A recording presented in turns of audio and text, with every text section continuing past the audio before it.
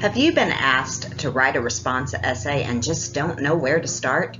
Well, you're in the right place because today we will talk about mastering the art of writing response essays using the SOS Organizational Pattern. And I'm excited to guide you through this process step by step. Response essays are an incredible opportunity for you to engage with an article's ideas while expressing your unique perspective. So let's go.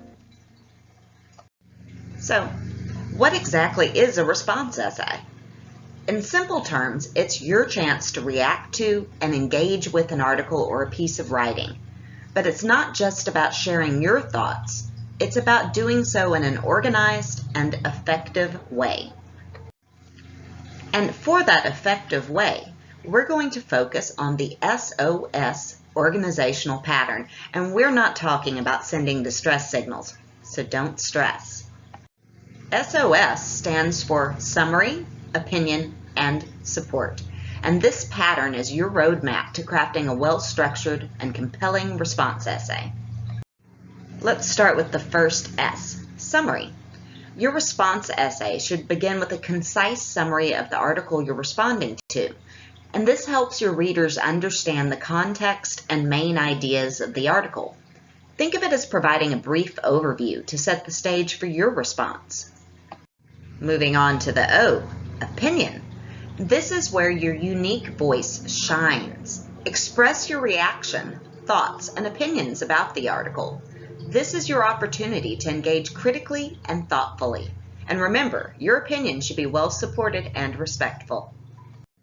Lastly, we have the second S of Support. Your opinions gain traction when backed up with evidence and examples from the article itself. Use quotes, paraphrases, and references to provide solid support for your claims, and this shows that you've engaged deeply with the material. Now, let's see how to implement the SOS pattern at the paragraph level.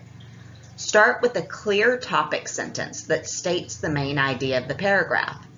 Then provide a brief summary of the relevant part of the article.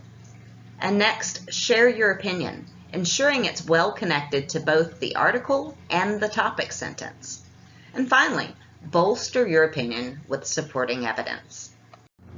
Scaling up to the essay level, remember that your introduction should include an overview of the article and a thesis statement that previews your main opinions. This is essentially the first S in SOS, as it summarizes or previews what your essay will cover. In the body, each paragraph follows the SOS pattern at the paragraph level, diving into specific aspects of the article and your responses. This, in a sense, is the presentation of your educated opinion, or the O in SOS, at the essay level. And finally, wrap up with a conclusion that summarizes your key points and restates your overall perspective. This is the place where you provide a recap of your support and is that second S in SOS. To help you excel, here are some quick tips. Engage with the article. Read and understand the article thoroughly before forming your opinions. Throughout the process, stay organized.